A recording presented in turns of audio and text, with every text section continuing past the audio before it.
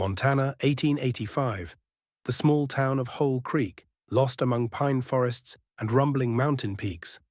On the main street there is dust, horse-drawn wagons, and the tinkling of a bell at the door of the local store. Away from the noise is a two-story wooden house with a sign that reads, "Post and Telegraph." This is where the story of Rose Harper begins. Rose sat at the kitchen table, clutching a blank sheet of paper. Her fingers trembled. She was wearing a dress she'd made herself 3 months ago, a modest, long-sleeved one that carefully concealed the roundness of her body. She was tall, full, with soft features and brooding eyes the color of copper. Her hair, a thick dark brown, was braided and slung over her shoulder. "Are you sure?" Mary, the younger sister, asked quietly, watching her from the edge of the stove. "I'm sure," Rose exhaled and picked up her pen. "I'm tired of being in the shadows. If fate doesn't come to me, I'm going to meet it." She began to write, "Dear Sir, my name is Rose Harper. I am 26 years old and live in the state of Missouri. I am kind, can cook, sew, and take care of a house. I love animals, especially horses, and I dream of having a family. I may not be graceful like some ladies, but I have a lot of love in my heart that I am willing to share. If you are not looking for a piece of jewelry, but a life partner, I would be happy to meet you. Sincerely yours, Rose Harper." Rose folded the letter and carefully placed it in the envelope. There was a newspaper on the table next to Western Hearts.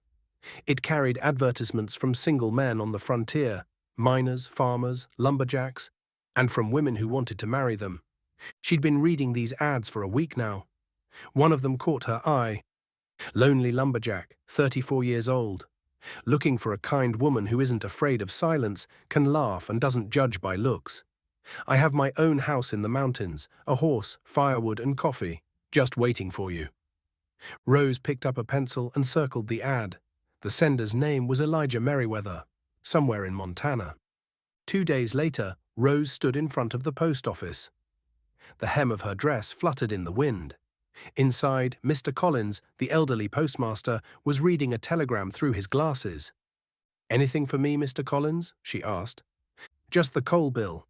He stopped talking when he saw her holding out the letter to him. "It for Western Hearts?" "Yes," she nodded, not looking him in the eye. He sighed. "Are you sure, girl? You're not like the ones they usually write. These people," he lowered his voice, "look for women who are petite, docile, beautiful. You have kind eyes, but—" "I have a heart, Mr. Collins, and it's tired of waiting," Rose said firmly. The postmaster shrugged his shoulders and took the letter.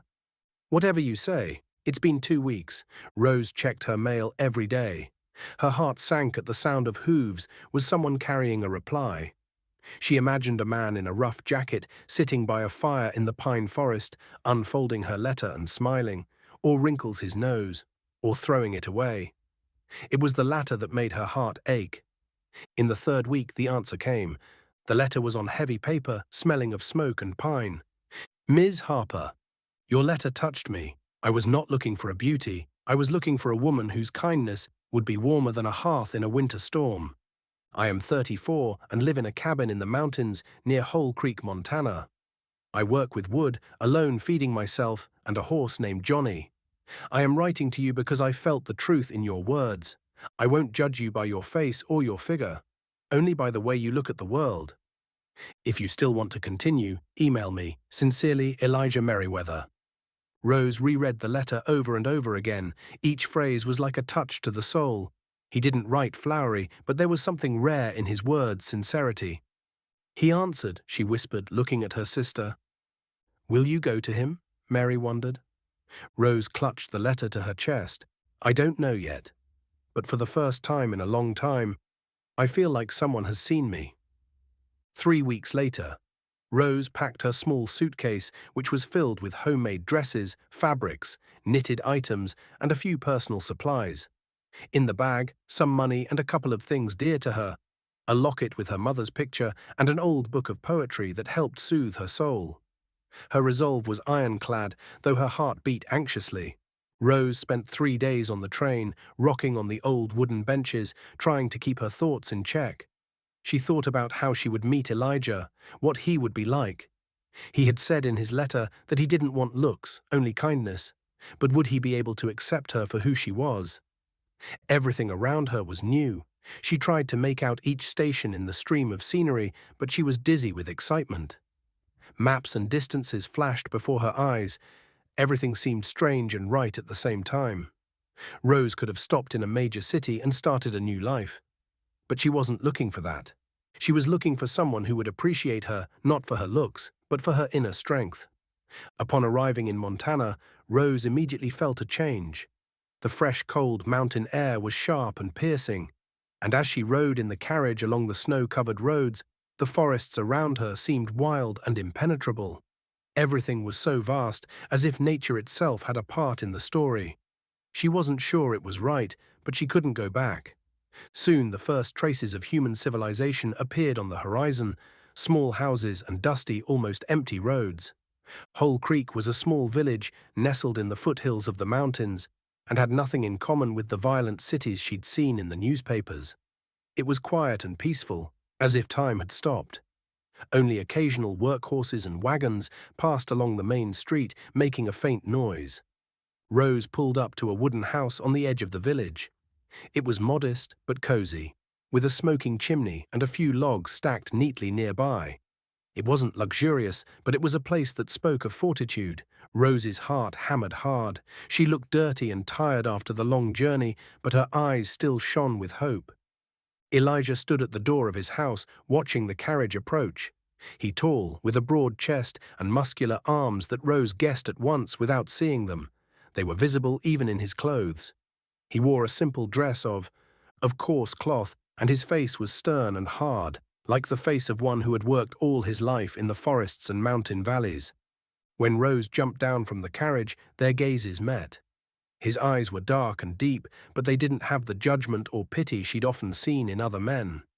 He was just looking at her, and Rose felt close him. At home. "Welcome," Elijah said quietly, as if it was more than greeting. "I've arrived," Rose said, holding back her excitement, trying not to look at her hands, which were covered in mud from the road. Elijah didn't even seem to notice her excitement. He took a step forward and opened the door to his house. "Please," he said, smiling slightly, "we can talk in the house." She stepped inside and immediately smelled the smell of wood and smoke, which seemed cozy and warm. The house was spacious, despite its small size. The furniture was wooden, simple, but made with love and care. Rose noticed that there were no unnecessary decorations in the house, just things that were used every day. Elijah pointed to a chair by the table and began to light the stove. "Sit down, you must be tired," he said. Rose nodded and sat down. She felt awkward in this huge, simple house, but her gaze stayed on him as if trying to see what lay behind this man. "You wrote that you can cook. Is that true?" he asked, looking at her from under his furrowed brow. Rose laughed, feeling the tension ebb away slightly. "Yeah, I can do that. Maybe I'll make something for dinner if you don't mind." Elijah shook his head again, but there was a slight smile on his lips. "I don't mind. I think you're going to bring some real life into this house." They were silent for a while until Rose stood up and made her way to the cupboard to start cooking. Elijah, who had been watching her, finally said, "You're not like the women I've been around before. I see you're strong." "I just want to find a place where I'll be needed," Rose replied, feeling something new grow in her heart. After dinner, as they sat around the table drinking coffee, Elijah looked at her as if for the first time he was seeing someone who could understand him. Though their words were a little awkward, they both sensed that something important was beginning to happen between them. In the back of her mind, Rose felt that this place and this man could be her home. But there was a lot more to go through before she decided. The next weeks in Montana were full of changes for Rose. She woke up early in the morning when it was still dark and started the day with simple but necessary chores. She helped Elijah with chores, cooking meals, cleaning the house and yard. But despite her busyness, she often felt that her life here had not yet begun. The first few days were full of uncertainty. Rose was not used to such solitude, and every day she had to overcome more and more inner barriers. The very thought of being a mail-order bride continued to bother her, but Elijah had been kind and patient, never reminding her of how she got here. "Hey, you're not thinking about going into town?" Elijah asked once, noticing Rose wiping away tears as she stood at the window, looking out into the distance. "I think, but I don't know how to change it," she answered quietly, still feeling the weight of the words that would come out of her mouth. "Sometimes it feels like I'm doing everything wrong." Elijah didn't say a word. He just walked over to her and put his hand on her shoulder. "You're not alone, Rose. You don't have to be perfect. You're at home here." There was something surprising in his words that made her feel more confident, but there was anxiety lurking in what he said too. Rose couldn't figure out exactly what she meant to him. They weren't just acquaintances. They were life partners. But what next? Was there more than gratitude and obligation between them? After a few days, as Rose got used to the rhythm of life in Hole Creek, it became clear to her that Elijah was much more to her than just the man who had opened the doors of his home to her. But she also began to feel that his silence wasn't just a sign of a strong character. He was closed off, and it was hurting her. Rose knew there had to be a way to be closer to this man who seemed so important to her. One day she decided to take it a step further. After a long day of work on the farm, she approached Elijah, who was sitting on the porch smoking a cigar. "Elijah, can I ask you something?" she asked, playing with her hands nervously. He nodded, leaving his cigar in the ashtray, and looked at her carefully. "Sure, ask." "You never talk about yourself. You're often silent, as if you want to hide something." "Why?" Elijah sighed and turned his head, looking up into the darkening sky. "It's not something I want to hide, Rose. It's something I've learned not to show. People don't need to know everything about your life because some things are too painful to talk about. I didn't want you to feel uncomfortable." Rose felt her chest tighten. He was lonely, and she realized it. But was he ready to open up? She walked over to him and sat down beside him. "I don't want you to hide your pain, Elijah," she said quietly. "I don't need you to be perfect. I just want you to be with us." He was silent for a few seconds before answering. "You mean a lot to me, Rose. I just don't know how to start." Her heart fluttered. She saw in his eyes something more than she had expected. She sensed that in his silence lay a story he was ready to tell her. But how? Rose wasn't sure he was ready for that. The next morning they went into the forest, gathering firewood for the winter. There was more than words in their silence. It was something important. And suddenly Elijah said, without expecting it, "I lost my family. My wife died in childbirth, and my son drowned in the river. I have been living in this house ever since, but I don't know how to go on." Rose stopped and turned to him. She didn't say anything, but her eyes expressed understanding. She took his hand and felt their hearts move a little closer together. "You're not alone," she said finally. "We can go together, Elijah. You're not alone." In that moment, more than ever before, they became a true family. After a few weeks, Rose began to feel that she belonged here, in these mountains, among these people. She had not only become part of this house, but part of his life. Elijah looked at her more and more often with a smile that became more and more genuine. Every day her feelings for him grew stronger. It wasn't just gratitude for his acceptance of her, but something more. She felt that he understood her. He was her friend, a friend she could rely on, and it was that look of tenderness and respect that had been the moment. Rose had realized that she had. At home, and she was ready to be by this man's side, no matter trials awaited them in the future. Autumn came, and nature began to change its clothes, painting the forests in shades of red and gold. There was harmony in the house where Rose and Elijah now lived. But life in the wilderness was full of surprises, and they both realized it. Difficulties that once seemed distant and alien were now becoming part of their daily lives. Elijah came home one morning with a serious expression on his face. Rose noticed it when she opened the door to greet him. "What's wrong?" she asked, approaching him. His gaze was tense, as it always was when something troubled him. "Stop, Rose." He stopped her as soon as she took a step in his direction. "I need to talk to you. We need to be ready." She felt her heart beat faster. Elijah had always been quiet and reserved, But when he spoke like that, it meant something serious. "What happened?" she repeated, trying not to show her alarm. "We are having problems getting firewood. The foresters who used to supply us with firewood are now demanding more money, and I can't afford it. We have to go deep into the forest and get it ourselves. And it won't be easy.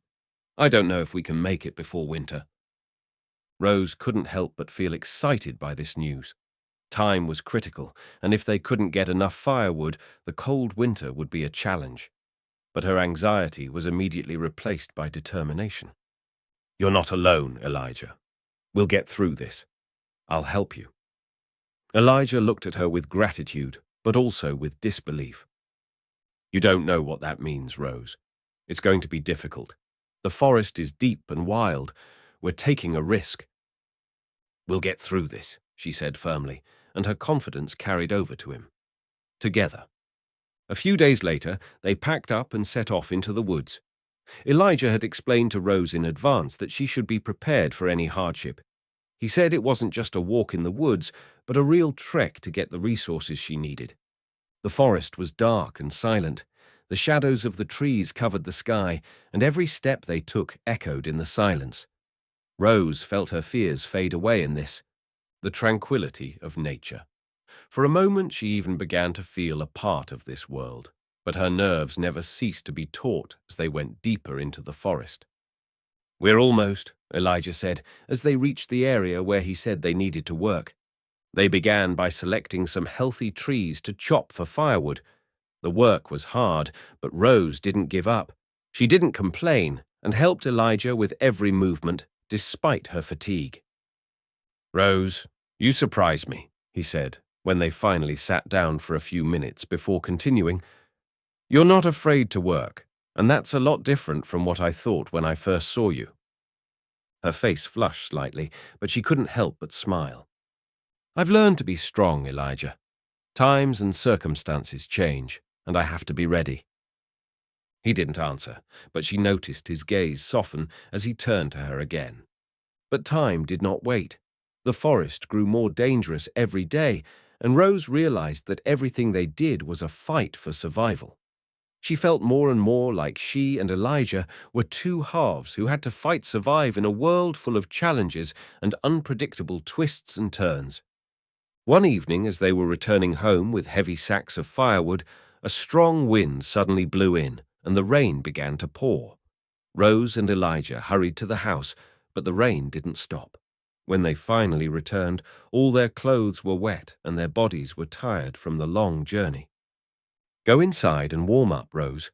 I'll make tea now," Elijah said, but she stopped him. "I'll stay with you. We've been down this road together, and we're going to make it to the end." Elijah glanced at her, and then without a word took her hand and led her to the fire that was burning in the fireplace. They sat in silence, basking by the fire, each in his own thoughts, but feeling the ordeal bring them closer together. The next morning they continued their work, but Rose felt their relationship had changed. She wasn't just a mail-order bride. She was a person who was willing to fight for their future, no matter what the obstacles. And Elijah was finally starting to see her not just as an assistant, but as his partner. It had been a few weeks since Elijah and Rose had returned from the forest. Their lives continued to be filled with difficult but important moments. Although they had learned a lot, their bond grew stronger every day, but the trials didn't stop. One day, coming home from another load of firewood, Rose noticed that something had changed in the atmosphere. The forest, which had seemed like her friend before, now seemed darker and more dangerous. Elijah was walking ahead, as usual, with a large sack on his back, but Rose sensed that something was wrong. "Do you hear that?" she asked, stopping. She stood. Elijah listened too, but said nothing. He was attentive, but remained as calm as ever. After a few seconds, he turned around and looked at her. "What exactly?" he asked, squinting slightly. Rose felt a slight tension in the air. It was like a premonition, as if the forest itself was hiding something. "I don't think we're alone," she replied, trying to smooth her words. Elijah hesitated. He shifted his gaze to the distant trees, then to the ground, as if checking for movement. Rose knew he sensed something too, but he didn't want to show his alarm. "Maybe it's just the wind," he said, but his voice was a little quieter than usual. They continued on their way, but the tension in the air did not disappear. From time to time, Rose felt as if someone were watching them from the shadows. Even when they reached their cabin, Rose couldn't shake the strange feeling. Later that evening, as Rose and Elijah sat by the fireplace relaxing, a knock on the door made them wary. Elijah got up and walked to the door with a wary look. "Who's there?" he asked, not opening the door at once. The answer was almost instantaneous. "We are from a neighboring settlement, and we need your help. We're worried about our safety, and the rumors of danger in your lands are worrying us," came a voice from outside. Elijah didn't know what to think. There were always a lot of rumors in these parts, but word of the dangers echoed restlessly in his heart. "We haven't heard anything, but come in," he said at last. When the door opened, a pair of people who had clearly been through quite a bit stood before them. The man and woman were dusty, with tired faces, and looking back as if they were trying to hide from someone. Their clothes were ragged, and fear burned in their eyes. "We just escaped," the man said, his voice shaking from the stress he had been under. "Bandits have started terrorizing the surrounding settlements. They are looting, killing. We tried to escape, but they're coming after us. We can't stay in one place." Rose and Elijah looked at each other. This was the new threat they were about to face. Elijah silently returned to the house and began checking his weapons. Rose felt her anxiety rising. "We have a place to hide," she said, and her voice was determined. "We can help you." The woman shook her head. "But it's dangerous. We can't hide here. The bandits will find us anyway." Elijah, still focused on checking his gun, looked at Rose and nodded. "We can try," he said, "but only if we're careful." At night, when the whole cabin was shut up and the fire in the fireplace was barely smoldering, Rose couldn't shake the feeling of uneasiness. She tried to calm herself by reminding herself that they had been through so much already. But this new threat was different. There was more than just surviving in the woods here. Now they needed to protect not only themselves, but strangers well. Elijah and Rose lay in their bed, unsure of what to do next. The bandits could be very close by. Even if they were calm, the fog of fear hung in the air, keeping them still. "We have to be ready," Elijah said, as Rose turned to him. "Tomorrow we'll check all the paths to make sure no one is eavesdropping on us." Rose nodded. Her heart clenched at the thought that their house might now be a target. But there was something more than fear in her soul. It was the feeling that she wouldn't be alone in this. Elijah was there for her, and they had become a team that had been through a lot of hardships, and now they had another one to go through. The next morning, Rose and Elijah organized a defense around their home, but everyone realized that there were still threats ahead. No matter how hard they tried, they couldn't know exactly when the bandits would come or how strong their attack would be. At this point, Rose realized that the real fight was just beginning for her, but she was ready to stand until the end with Elijah by her side. It had only been a day since the couple from the neighboring settlement had brought the disturbing news, but neither Elijah nor Rose had been disturbed. Their world, built of trust and hard work, was beginning to crack from the impending threat. Rose woke up earlier than usual. The silence in the house seemed too tense. She got up, pulled on her cloak, and walked quietly out into the courtyard. The morning air was cool, but not bracing, more like a harbinger of a storm. Elijah was already outside. He was standing at the edge of the field, staring into the horizon, gun in hand. His face was focused, his eyebrows drawn together. He didn't turn when he heard Rose's footsteps. He already knew it was her. "Do you see something?" she asked, standing beside me. "Smoke," he answered briefly and pointed south. Rose squinted. Indeed, a greyish column of smoke was rising in a thin thread on the horizon. "Are they burning something?" she asked. "Or someone," Elijah said grimly. "We need to be ready." They went back into the house and began gathering everything they might need: water, food, weapons, bandages. The guests, George and his wife Mary, helped, though their faces showed fear. The forest seemed alien that day. Not even the birds sang. Time seemed to thicken, lingering with expectation and anxiety, and as the sun was setting, the sound of horses' hooves was heard. Rose looked out the window and saw 3 horsemen approaching the cabin. They were dressed casually, with weapons at their sides. One of them, blonde-haired and with a predatory expression, rode ahead. He stopped in front of the house, the others a little farther away. "We're looking for the escapees," he said loudly, looking straight at the door. "We know they were here." Elijah didn't open the door. He stood inside with the gun, covering Rose and the guests with his body. "Go away," he shouted. "There's no one here you're looking for. We don't want any trouble." "We don't want to," the rider grinned. "But if we think you're lying, the house might accidentally catch fire.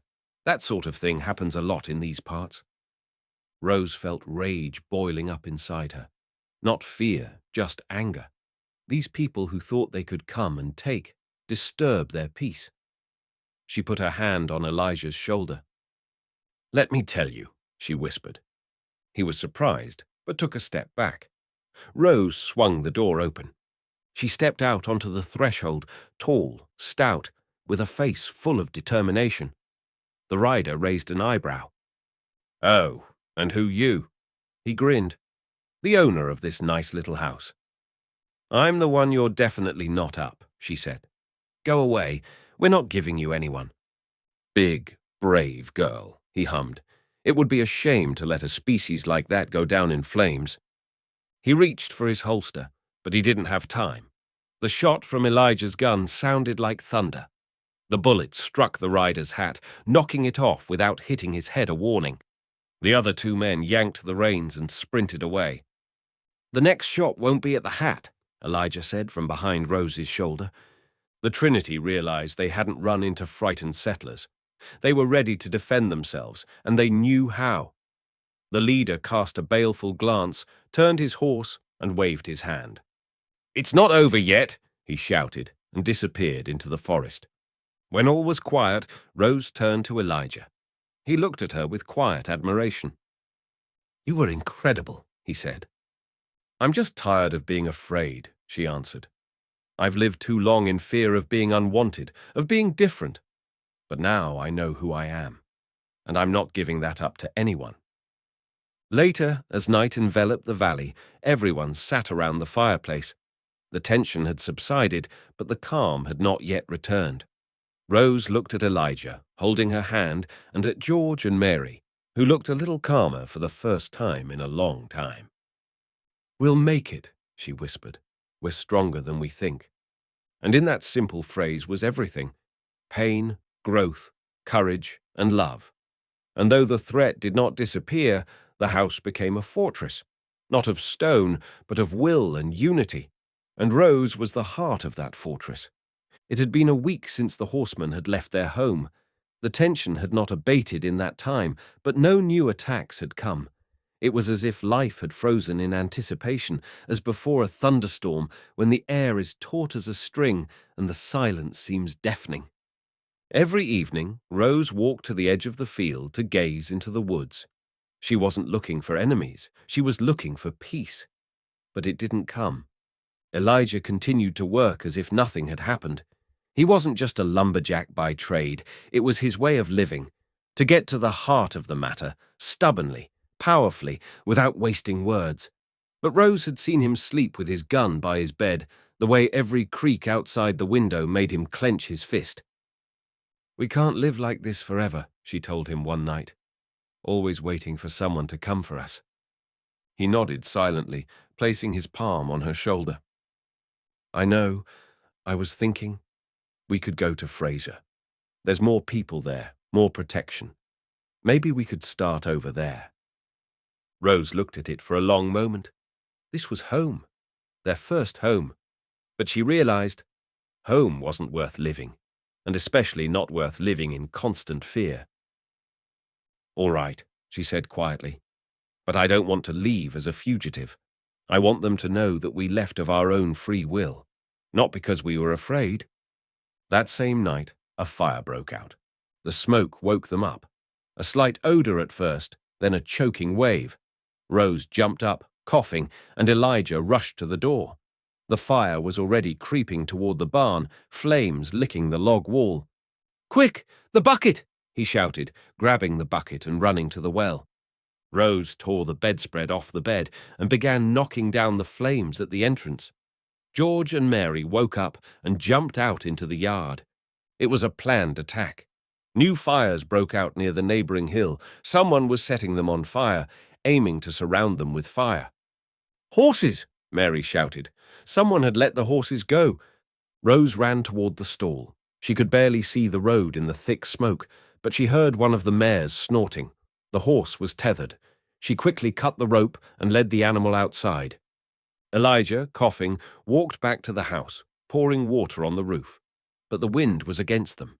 The flames licked the walls higher and higher, greedily, as if wanting to wipe out everything they'd built. "We won't put it out," he shouted. "Let's go." Rose stopped for a moment at the threshold. The house, their home, was burning. Everything they'd kept, everything they'd gathered, was crumbling before her eyes. But she knew it was those around them that mattered. They jumped up on their horses. George mounted Mary and Rose on the big horse, hugging Elijah tightly. They rode away, away from the fire, away from the pain. In the morning, they returned. The house was a black box, charred logs, melted hinges, the smoking base of the furnace. It was all gone, but neither Rose nor Elijah cried. "This was our home," Rose said, squeezing Elijah's palm. "But it's not the only one. We'll build a new one, someplace where we won't be followed." He nodded. "And we're not alone." People came out from behind the trees. Those they had helped, those who had heard the shots and seen the smoke. A few families from the neighborhood, old men, women, children. They stood silently side by side. Someone brought a blanket. Someone held out a piece of bread. Someone an axe. "We know it was them," said an older man with a grey beard. "These people. They've been terrorizing the area for a long time, but you were the first to stand firm. You didn't just stand your ground, you showed us that we don't have to hide." Rose didn't know what to say. She could feel the same flame burning inside her again, only not destructive, but cleansing. "We'll build a new house," she said, "and maybe a whole settlement." And the people behind her nodded. Later, as they sat around the temporary campfire, Rose snuggled up to Elijah. "Do you think we can do it?" she asked. He kissed her on the temple. "We're there, because you're not just a mail-order bride anymore. You're the heart of this region." It's been 2 weeks. The place where their house had stood was now a bustling camp. Tents, hearths, workshops made of improvised materials. Men and women worked side by side like one big family. Adults were building. Children carried water. Teenagers learned how to hold a shovel and a hammer. Even old people helped in some way. They told how they had built houses in their youth and cheered up those who were tired. Rose was at the center of everything, not because someone told her to be, but because she was the center of everything. She didn't command, she inspired. Elijah, habitually silent, became something like the head of the community. He didn't seek power, but people listened to him, because he did things. He did more than anyone else, the first to rise and the last to lie down. One evening, as the sun was already setting, 3 horsemen appeared on the road. Same faces, the same ones who burned down their house. Now they drove slowly, confidently. Apparently, they thought they would finish what they had started. Rose stepped forward, not waiting for one of the men to take the gun. She wearing simple work clothes and holding an axe. Elijah stepped out after her. "You're here again," she said calmly. "I didn't expect such bravery after you were chased away." The older of the two, a red-bearded man with a jagged nose, grinned. "We thought you burned down with the house. I guess the fire wasn't hot enough." Rose didn't blink. "You set fire to our house, but it was the beginning of something bigger. Look around you." They turned around. There were people standing behind her, more than 20, Some with guns, some with axes, some with bare hands but with hard eyes. This was no longer a couple of frightened settlers. It was a community. The red-haired rider realized this. He looked back at his companions. They looked much less confident. "We don't need your camp," he hissed. "But if you keep building here, it'll be worse." "We'll build," Elijah said. "And if you come again, you won't leave." Rose stepped forward, raising her axe. "I was a woman who was rejected. They laughed at me, said I was too big, too straight, too unfeminine. But now I know that being big is strength. To be straight is dignity, and I'm not hiding." Silence. Even the horses stopped snorting. The redhead frowned.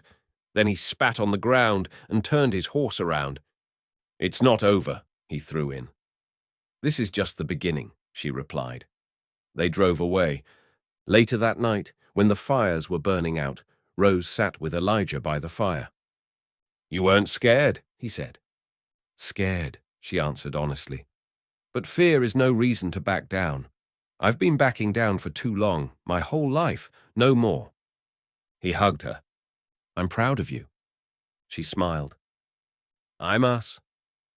They sat in silence, looking up at the sky, where the moon was already rising over the construction site of the new house. The morning after the uninvited guest's visit was cool, but the sky was clear, as if nature itself approved of their stubbornness. "We're pouring the foundation today," Elijah said, holding up a homemade blueprint. "And tomorrow we'll build the walls," Rose added, adjusting her headscarf. There was neither fatigue nor doubt in her voice. Everyone gathered at the very spot where the burned house used to stand, but now there were no ashes here. The ground had been cleared, the contours of the future building had been marked, and most importantly, there were people standing nearby. Not just neighbors, but friends, companions. "Would you like the house from the veranda again?" "A young carpenter named," Thomas asked. Rose nodded. "But wider. I want 10 of us to be able to sit together in the evening, drink tea and chat." "Is a cellar needed?" asked one of the women, Mrs. Gray, a widow and an excellent brickmaker. "Yeah, spacious, cool, for storing supplies. I know how to make cherry jam now." They laughed. Work was boiling. Someone was mixing cement, someone was carrying boards, someone was banging a hammer, and every step brought them closer to their dream. Toward evening, Rose noticed a girl of about 10 sitting on a log, watching with interest. "Hi," she said. "Are you new?" The girl nodded. "My mum and I just got here yesterday. We got kicked out of another camp. They said she was too feisty." "What do you think?" "Mom just doesn't like to be ordered around." Rose smiled. "You know, I've been undesirable all my life. They said I didn't have the voice of a lady, the figure of a bride, the temperament of a wife. And now I'm here, and I'm building my own house, with the man I love, with friends. So, your mom might just be in the right place." The girl smiled for the first time. "Can I help you?" "Sure. See those nails? Bring them to Thomas. Be careful. They're heavy." 2 days later, the walls went up. The house was taller than before. Light, with wide windows and solid beams. In the evening, as the sun slanted toward the west, Rose stood at the fresh door and watched the shadows fall to the ground. Elijah walked up to her. "This is your home," he said quietly. "Ours," she corrected, "and everyone who helped raise him."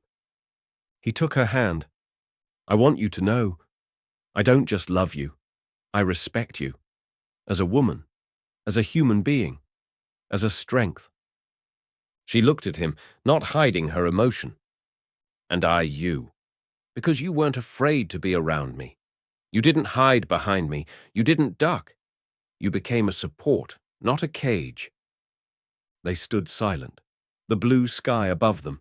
All around, the noise of people working, and behind them, the new house. That same night, the community threw a small celebration. Songs, food, and dancing in the dusty square. Rose laughed with everyone, twirling in a dance with children and adults. She didn't hide anymore. No more shrinking back. No more apologizing for her body, her voice, her strength. She was at the center, not as a guest, not as a figure, but as the soul of the place. Everything around her was possible because she had once taken the risk of writing a letter, and a logger who wanted a real woman, not a fragile picture, responded. Several weeks passed. The new house stood firm. Life went on as Elijah chopped trees, Rose made jams, and neighbors brought bread, milk, and stories. The community became real, with voices, concerns, and laughter. But one evening a horseman rode up to the house, dirty, tired, but with a wary eye.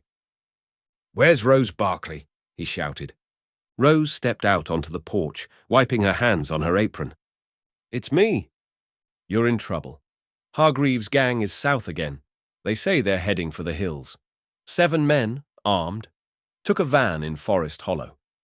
Elijah came out next, taking Rose by the shoulder. "They were here in the spring," he said quietly. "Only robbing then. Now they're killing." "Why did you come to us?" Rose asked. "Because you're Rose Barkley.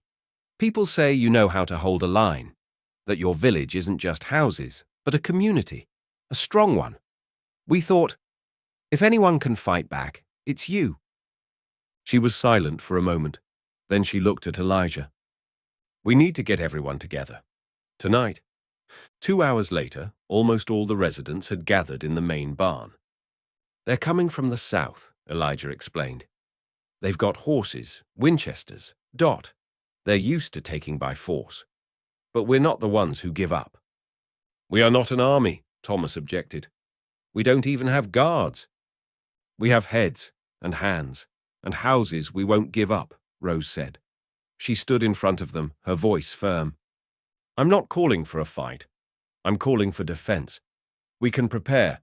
We can set up sentries, move women and children into stone houses, men and women who can shoot, get into position. Those who can't, dig traps, set spikes. We won't shoot first, but if they do, they'll be sorry." For a moment there was silence. Then Mrs. Gray stood up. "I know how to make boiling tar. If you want, I can make a couple buckets." "I can make a fake van, booby-trapped," said Thomas the carpenter. "Let them try to steal it. And I know how Indian smoke signals work. We can send to the neighbors," added the girl who had recently come with her mother. And so strategy was born. All night long the village had been preparing. Some were searching through the bushes, hiding traps. Some were sharpening knives. Some were setting signal fires on the hills.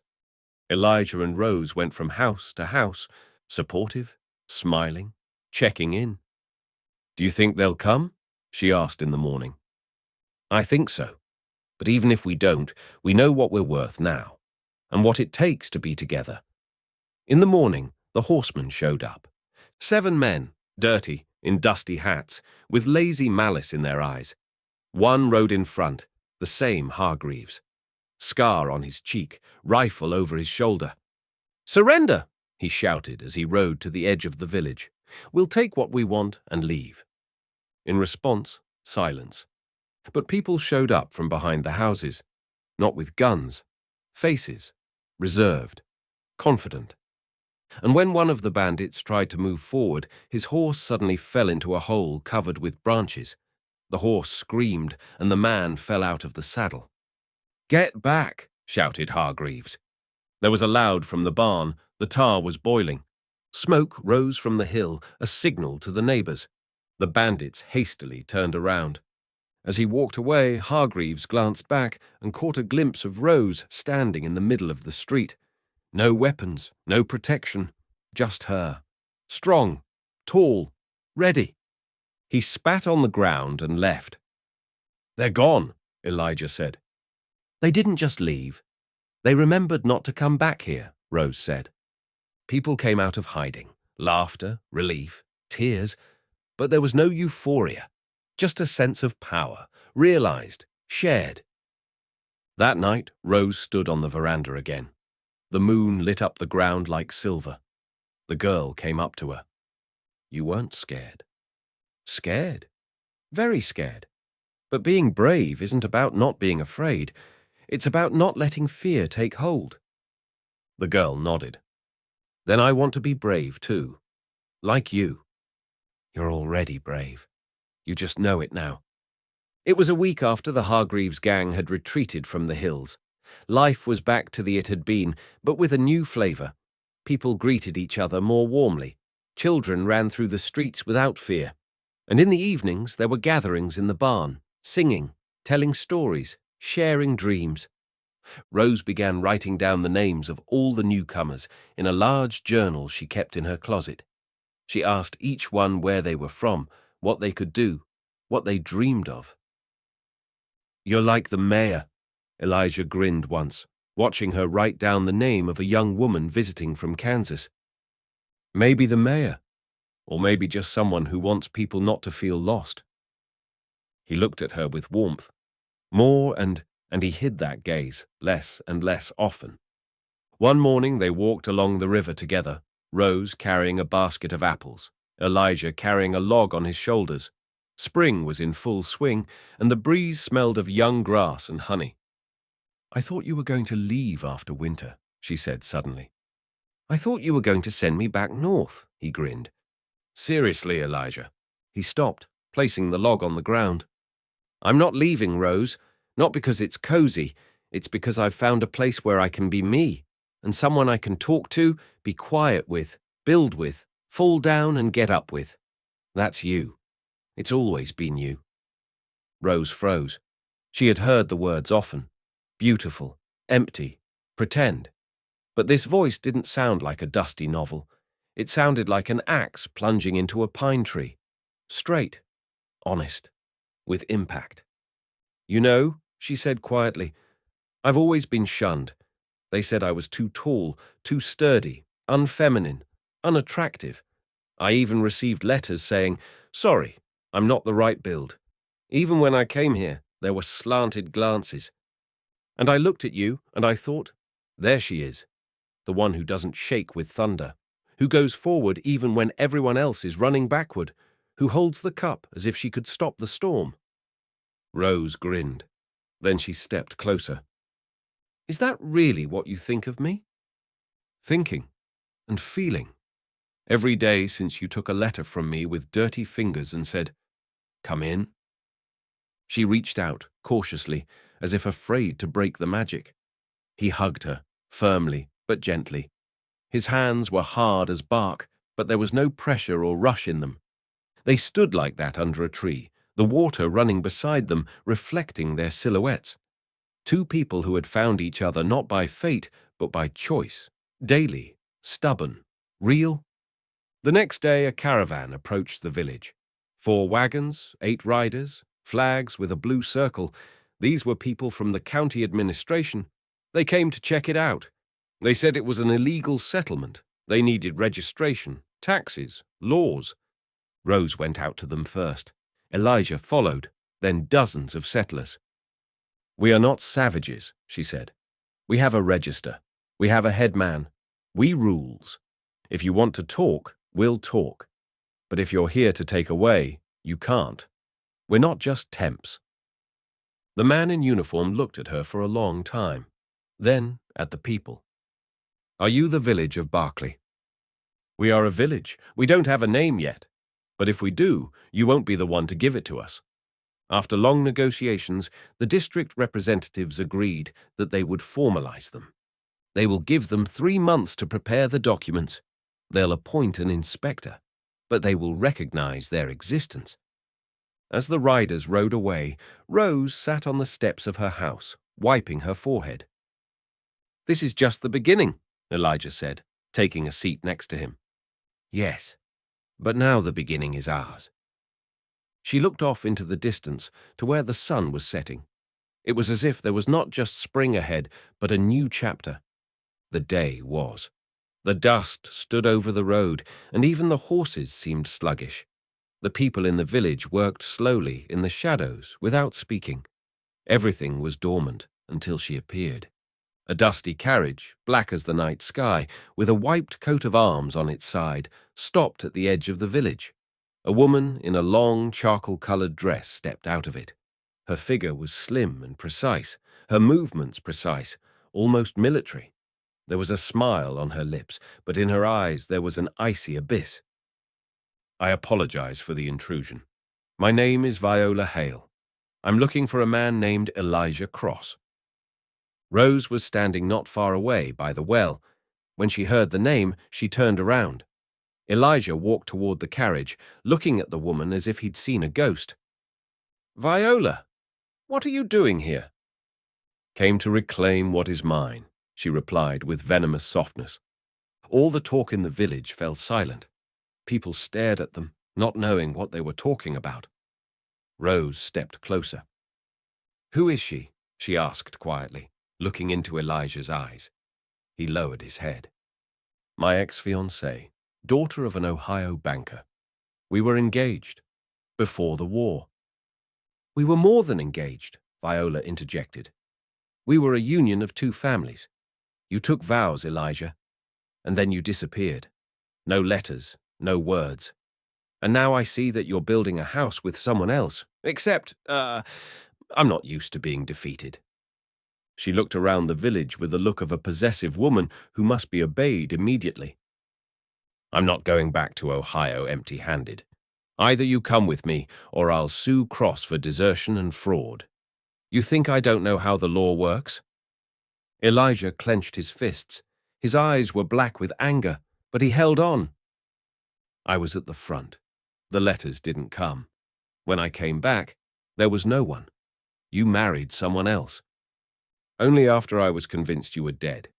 And then you show up and live here with—" She glanced at Rose. "Her?" Rose stepped forward. "I'm not a thing, and he's not someone else's debt. This is where he found a home, a job, and love. If you want to ruin that, you're not just too late. You've already lost." Viola squinted. Rose's voice sounded strong, not furious. "I'll give you 2 days, Elijah. Think about it. Otherwise, I'll see you in court." She got into the carriage, and it drove away, leaving behind a puff of dust and an oppressive silence. Rose and Elijah sat side by the fire, but each was in his own thoughts. "You didn't tell me about her," Rose said at last. "I wanted to forget. We were children. Everything seemed important, momentous. But then there was blood, fear, loss. When I came back, I wasn't looking for her. I was looking for meaning. You're my meaning, Rose." She did not answer at once. Then she put her hand on his palm. "I believe you. But you must decide not out of fear, but out of honesty. With Dot, we can do it. If you're there not out of obligation, but out of love." He nodded, and there was light in his eyes for the first time all day. "I'm not going with her. Let her sue. Let her go on the prowl. I'm staying. For you. For us. For the village." And somewhere in the darkness, an owl cried out, like a harbinger of change. The morning began with an unexpected visit.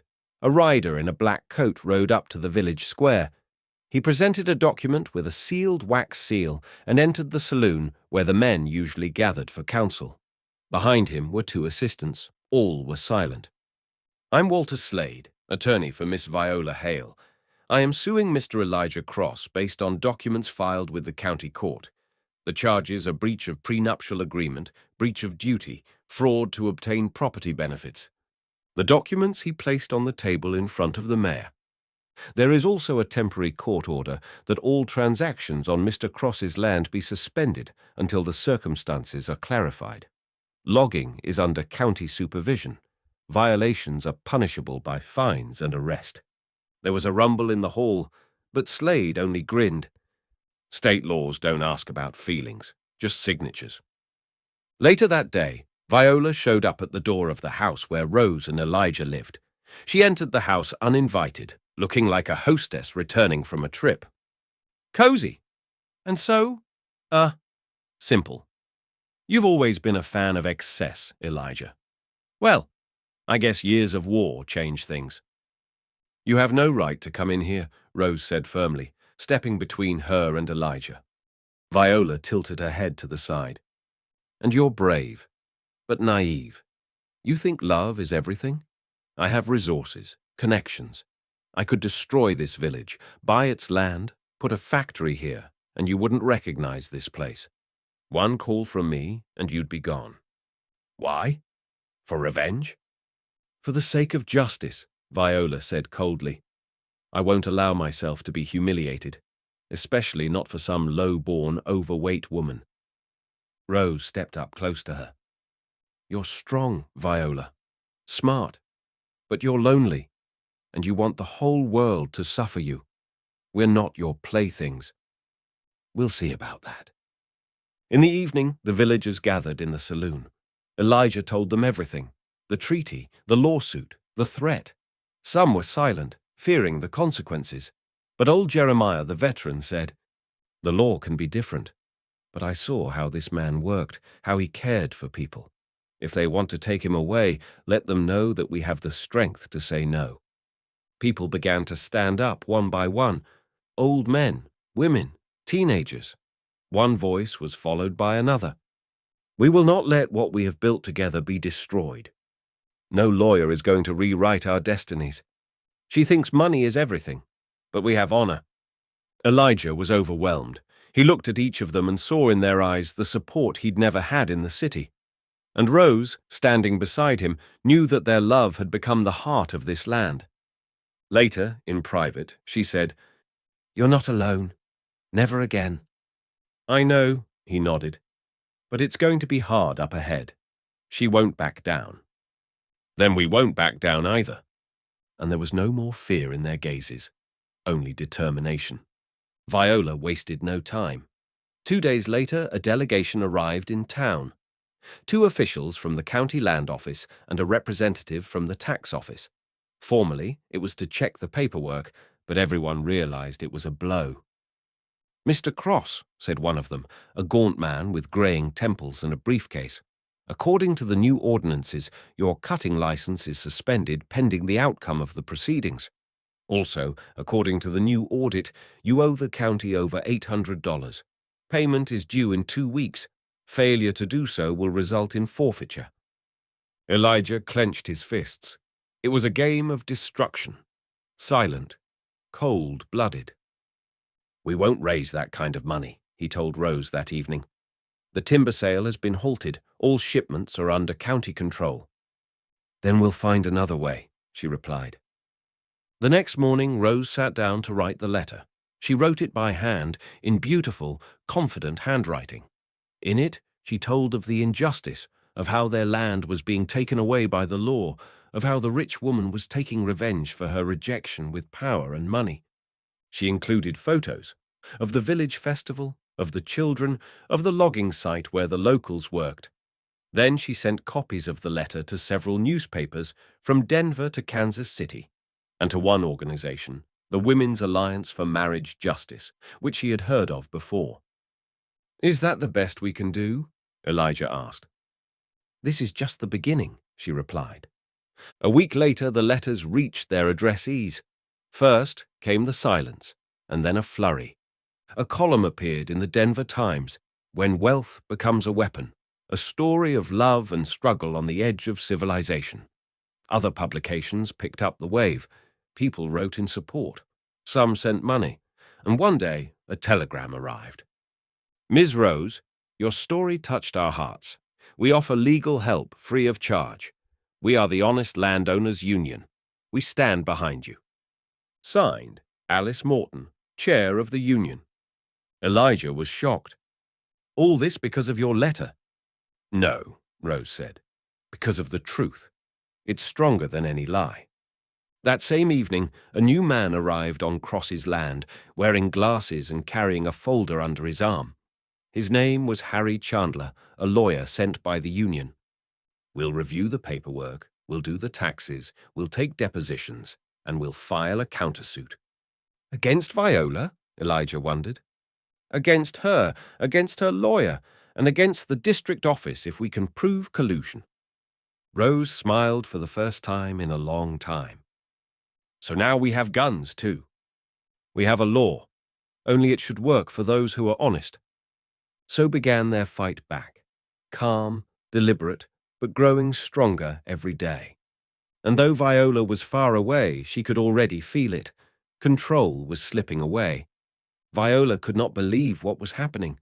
Newspapers, letters, complaints, everything turned against her.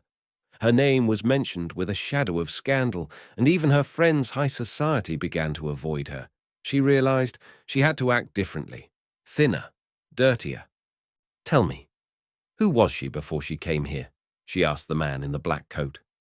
"Anything you can find out. I want weaknesses or scandals. People like to read about dirt."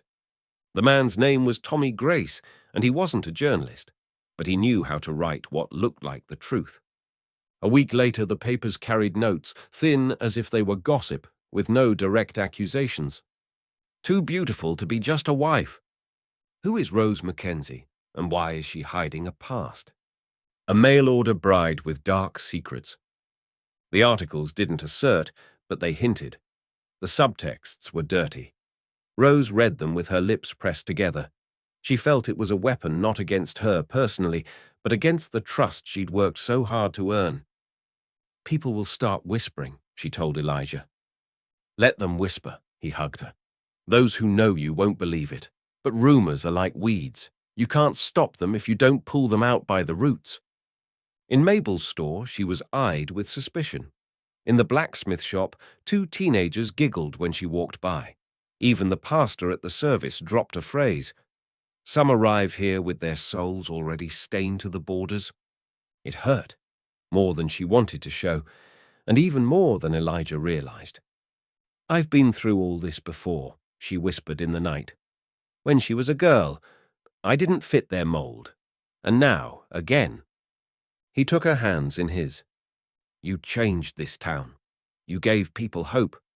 But that makes you a target, because you're not like them." They decided not to be silent. Rose wrote another letter, but now on behalf of herself, the woman who had become a symbol of the struggle. In it, she talked about her life, without jewelry, the loneliness, the humiliation, the hope of the love she had finally found, and how, even after finding that love, she still became an object of ridicule. "I am not perfect," she wrote, "but I am alive, I am strong, and I am one of you." The letter went around the county faster than newspaper clippings. It touched hearts. Women wrote back. Some had experienced the same thing. Some were afraid of being too conspicuous. Men apologized. Even the pastor approached her the next day. "Mrs. Cross, I forgot we're all entitled to a second chance." Viola learned of the letter abroad, in New York, where she had gone to wait out the shame. And when she read it, for the first time something in her trembled, but only for a moment. She squeezed the piece of paper and whispered, "You won the round, but it's not over." The morning was particularly clear, and the fresh air coming through the window brought it, the smell of spring. But it did not affect Rose as it usually did. She sat in her office, was holding court papers in her hands when Elijah entered and laid the document before her. "It's for you," he said. Rose looked at him, not understanding. The letter was from the lawyer who was handling their case. He mentioned an important hearing that was to take place in a few days. Rose sensed that this wasn't just a legal battle. It was more than that. It was a fight for their future. The courthouse was in town. The old building, with its faded walls and shabby chairs, seemed to shout about changes that hadn't happened. Everyone was here. The defenders, the prosecutors, the townspeople, even the journalists. Viola sat in the corner, her gaze full of confidence. She knew that her chance right here, right now. She looked at Rose with a pride that was almost sinister. "You're not going to win anyway," she whispered as she walked past. Rose didn't answer. She stood up when it was her turn. Her footsteps on the wood of the floor were heavy, but there was determination in them. The judge took out his glasses and slowly began reading the indictment. "We are here to decide whether the land can be inherited by Rose Mackenzie Cross, or whether it should revert to the ownership of those who rightfully claim it." All eyes were on Rose. She felt her heart clench. The silence in the hall became almost palpable. Elijah stood beside her, his hand on her shoulder. He was her rock-solid support in this moment, but Rose knew their fate wasn't in his hands alone. "I beg your pardon, Mr. Judge," she said firmly when it was her time. She stood with a straight back, eyes full of determination. "I want nothing more than to be honest and fair," she continued. "I didn't come here for wealth. I didn't come here for power. My life is not a struggle for land. It is a fight for the future of my children and for the house I call home. My roots are here. I'm not asking for favors. I only ask that you give me a chance to continue what I started." The judge looked at her, then at the papers. He was silent for a long time. Not a sound could be heard in the hall. "It's a crucial case," he finally said. "But I have a question, Rose Mackenzie Cross. What makes you think you're entitled to this land?" Her eyes clouded over. She remembered everything she'd been through, the hardships, the losses, the laughter behind her back, the rejection, and the days when everything seemed impossible. "Because I'm not afraid to be me," she replied. "I am not just a woman who came to this city. I have become a part of this place. I'm proud of and I'm not going to let anyone take away what I've built. I want this place to be a home for my children. I want it to be a place of love and respect. And it doesn't matter what anyone thinks of me." Silence filled the hall again. It wasn't just her protection. It was her life. She couldn't let anyone take what was hers. The judge sighed and put his glasses back on his nose. "We'll make a ruling. We're adjourned." And that was it.